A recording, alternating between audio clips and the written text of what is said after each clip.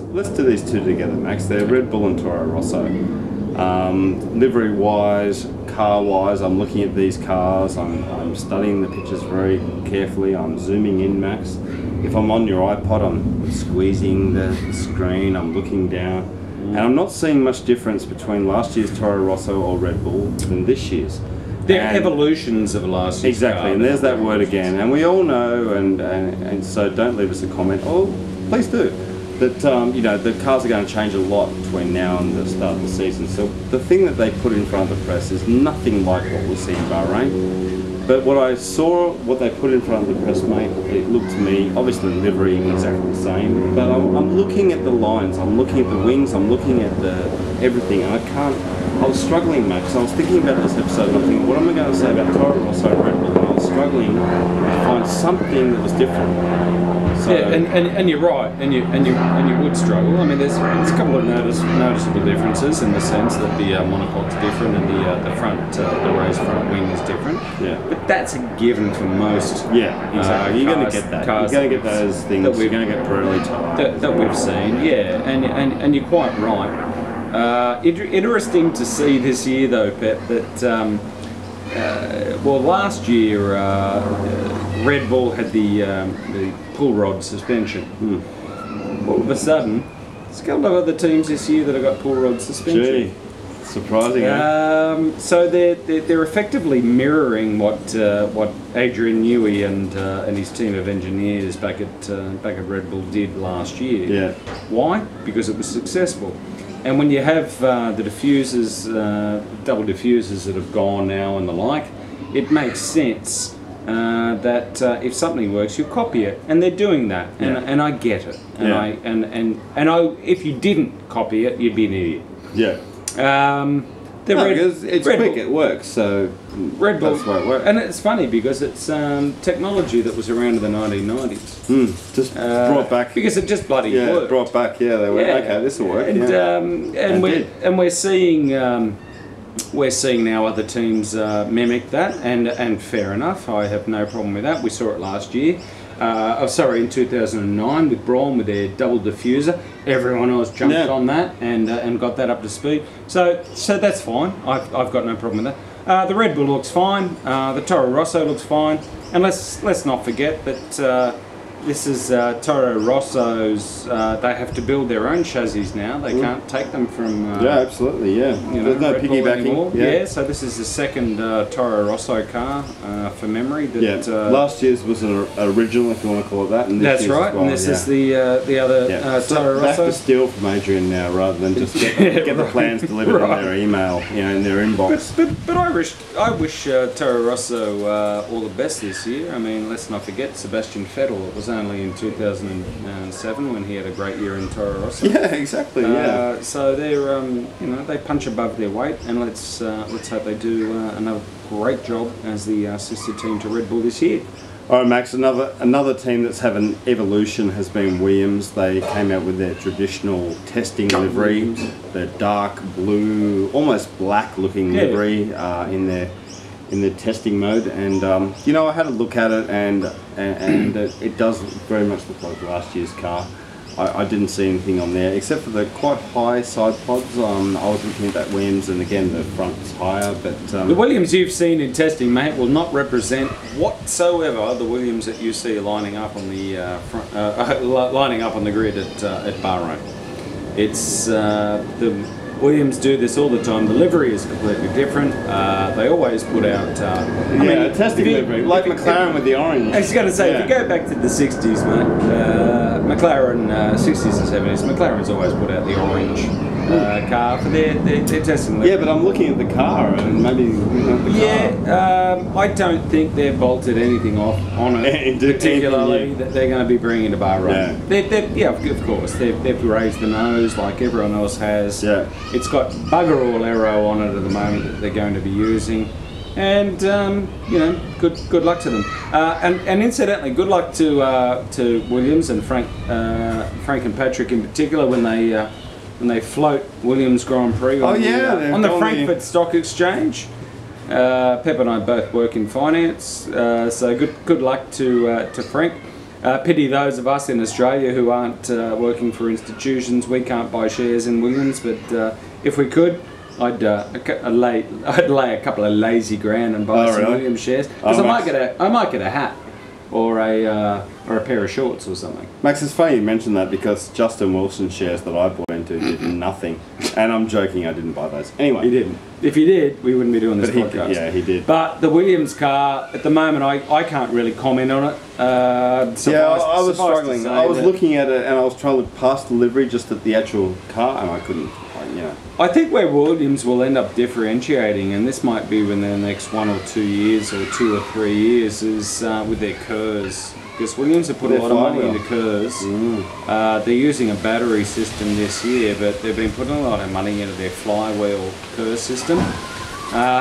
And it stands to reason, as far as I'm concerned, if you can have a flywheel KERS system, it's going to be much lighter than what it would having battery packs. Because battery packs are heavy, flywheels aren't, and I really hope that Williams eventually, in the next year or two, can and then on sell their KERS flywheel. We'll see. Alright guys, as we film this episode, there's one more car launch that we've seen, which is the McLaren, and I'm going to start off and just let me just say, Max, that when I looked at this car, a couple of things just came to mind. I just want to say, Max, that the sculpting that they have on the car, it seems like a couple of years ago they just took off all the bits and stuff and left a smoothness in the car. But McLaren have now started to sculpt the bodywork, like the U-shaped side pods. They're starting to sculpt the bodywork into actual aero, so they're making the bodywork become aero. And just, the front wing is so complex now, It really brought home to me when I looked at the McLaren, I went, wow.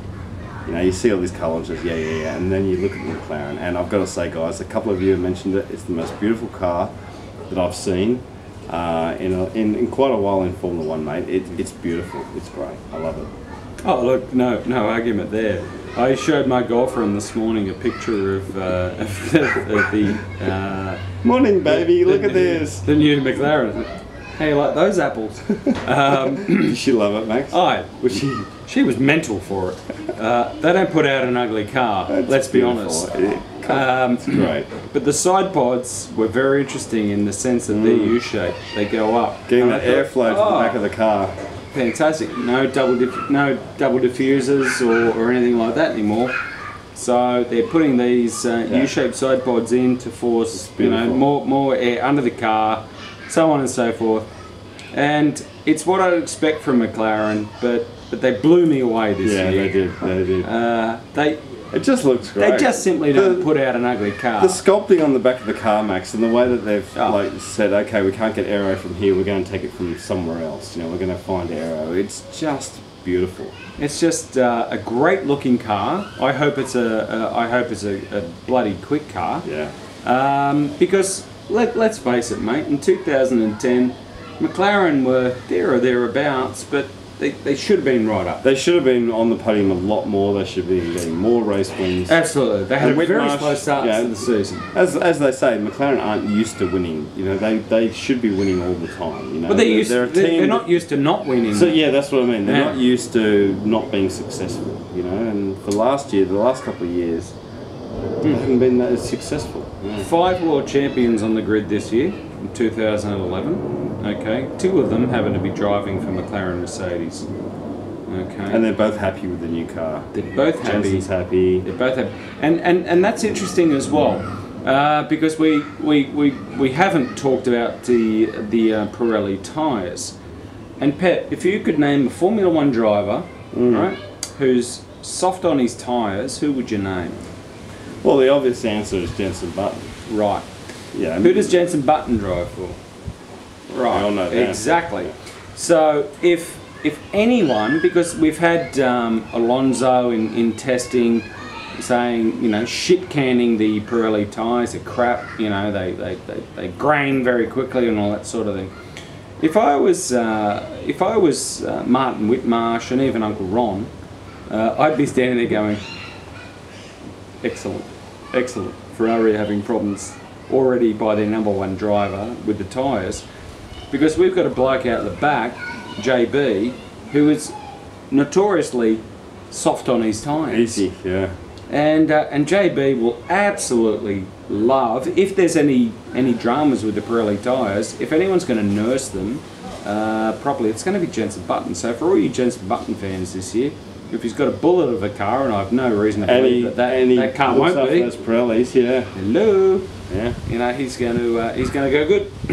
All right, guys. 3 more car launches to go. We've got the Virgin Rusky team, Force India, and the Hispania still to launch, mate. So we've got 3 more. Yeah, and, absolutely.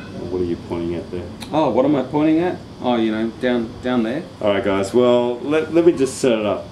You know, as you know, Max and I obviously are massive F1 fans, and some of you who have watched our podcast for a while know that I've got a couple of F1 helmets, and Max has added to the collection. He's bought himself an F1 helmet. Max, it's right there. I can see it. Oh, would you like to see it? Yeah. All right. Like, want to see your F1 helmet, mate? This is a replica helmet. Oh, this is going to piss so many of you off, but some of you might go, oh, Let me just get your awesome. your iPad out of the way there, Max. There it is, guys. The 1997 Jacques Villeneuve Formula 1 World Champion replica helmet. There it is. I gotta say, guys, the quality on this helmet, the aero bits, the paint job, everything, it's fantastic. It's a great looking helmet, mate. Alright, so I'm very happy with that. I only got it yesterday and I'm thrilled. I got it from Argentina, so thank you to F1 Fan Store who I ordered it through and delivered it. So hope you guys like it. Those of you that are F1 fans and Villeneuve fans in particular, hope you like it. For the rest of you, well, you know what I think of it. All right, guys, we'll see you for the next F1 next F1 podcast shortly. See you guys. Bye. Bye.